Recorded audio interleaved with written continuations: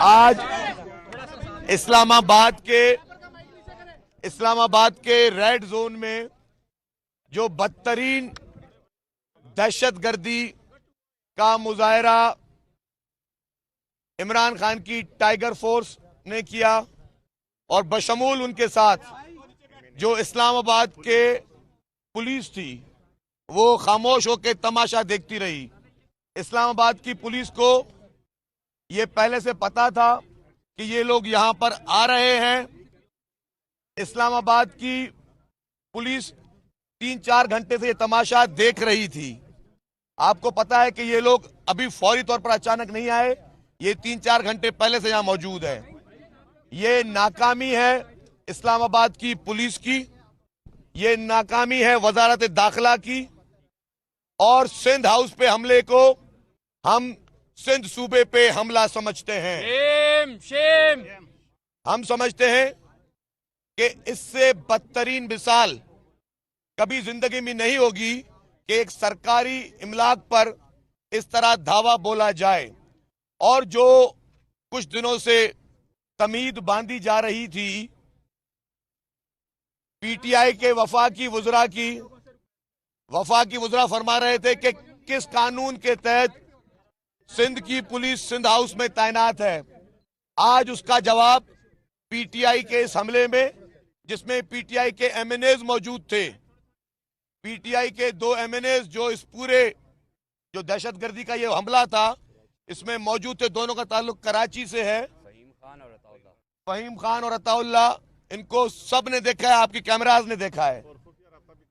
और वही लोग जब ये इस तरह की हरकत कर रहे थे तो क्या इस्लामाबाद की पुलिस चुप बैठी थी? तो जो फवाद चौधरी फरमाते हैं कि जी यहाँ पे कानून की धज्जियां उड़ा के हम पुलिस लेकर आए, आज अगर सिंध की पुलिस नहीं होती तो जितने भी पीपुल्स पार्टी की यहाँ एमएनएज, एमपीएज या मिनिस्टर सिंध हाउस में अपनी फैमिली के साथ ठहरे हुए हैं, ये लोग अंदर घुसते और उनकी जान को खतरा था।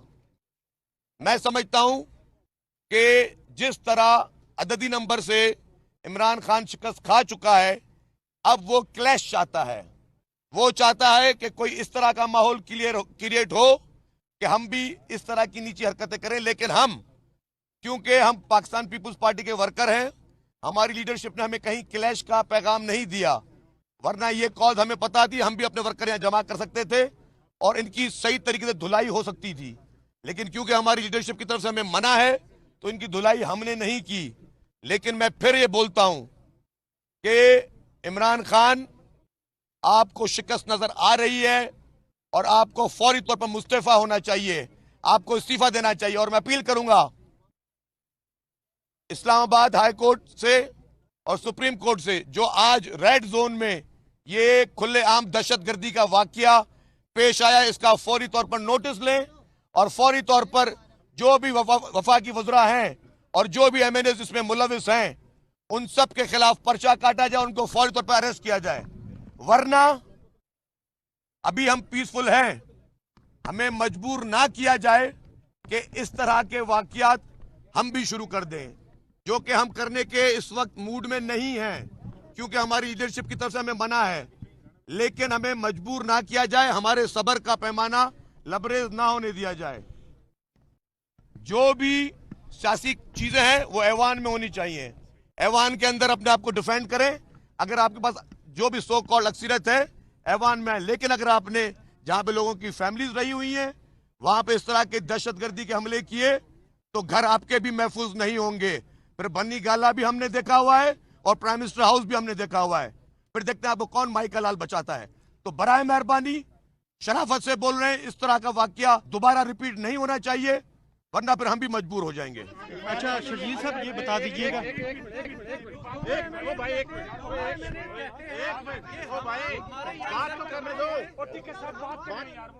शर्जील साहब ये बता दें, बात ये है कि जब से हम लोग सिंध हाउस में आए हैं,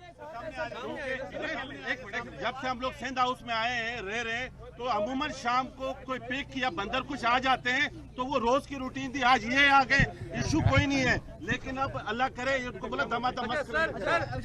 शर्जील हम दोनों कराची से एमएनए हैं, और हमारा रास्ता रोका जा रहा है कई दिनों से।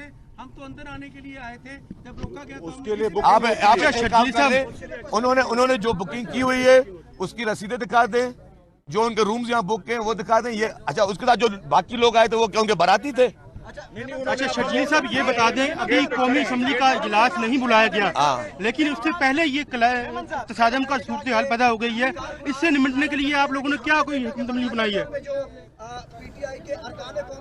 शर्जील इनाम मेमन की गुफ्तगू आपने नाजरीन सुनी है। शर्जील इनाम मेमन की गिरफ्तार इस वक्त गुफ्तगू के बाद कि इमरान खान आपको शिकस्त नजर आ रही है और आपको फौरी तौर पर मुस्तफा होना चाहिए, आपको इस्तीफा देना चाहिए। और मैं अपील करूंगा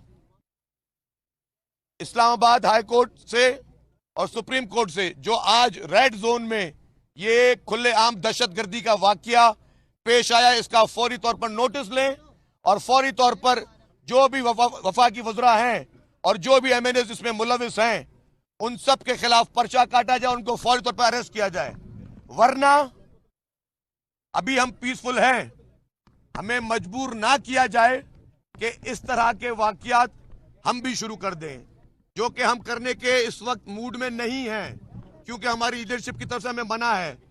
लेकिन हमें मजबूर ना किया जाए, हमारे सब्र का पैमाना लबरेज ना होने दिया जाए। जो भी सियासी चीजें हैं वो ऐवान में होनी चाहिए, ऐवान के अंदर अपने आप को डिफेंड करें। अगर आपके पास जो भी सो कॉल्ड अक्सरियत है ऐवान में है, लेकिन अगर आपने जहां पे लोगों की फैमिलीज रही हुई हैं वहां पे इस तरह के दहशतगर्दी के हमले किए तो घर आपके भी महफूज नहीं होंगे। फिर बन्नी गाला भी हमने देखा हुआ है और प्राइम मिनिस्टर हाउस भी हमने देखा हुआ है, फिर देखते हैं आपको कौन माई का लाल बचाता है। तो बराए मेहरबानी शराफत से बोल रहे हैं, इस तरह का वाकया दोबारा रिपीट नहीं होना चाहिए, वरना फिर हम भी मजबूर हो जाएंगे। अच्छा शर्जील साहब ये बता दीजिएगा,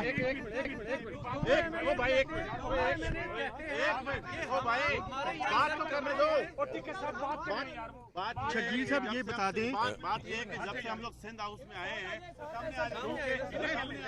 जब से हम लोग सिंध हाउस में आए हैं रह रहे हैं, तो अमूमन शाम को कोई पिक या बंदर कुछ आ जाते हैं, तो वो रोज की रूटीन थी। आज ये आ गए, इशू कोई नहीं है, लेकिन अब अल्लाह करे इनको बोला धमाधम मत करें। शर्जील हम दोनों कराची से एमएनए हैं और हमारा रास्ता रोका जा रहा है कई दिनों से। हम तो अंदर आने के लिए आए थे, जब रोका गया तो उसके लिए आप बुकिंग एक काम कर लें, उन्होंने जो बुकिंग की हुई है उसकी रसीदें दिखा दें, जो उनके रूम्स यहाँ बुक हैं वो दिखा दें। ये अच्छा, उसके साथ जो बाकी लोग आए थे वो क्या उनके बाराती थे? अच्छा शर्जील साहब ये बता दें, अभी कौमी असम्बली का इजलास नहीं बुलाया गया, लेकिन उससे पहले ये तसादम का सूरत हाल पैदा हो गई है। इससे निपटने के लिए आप लोगों ने क्या कोई हिकमत अमली बनाई है? पीटीआई के अरकान कौमी असम्बली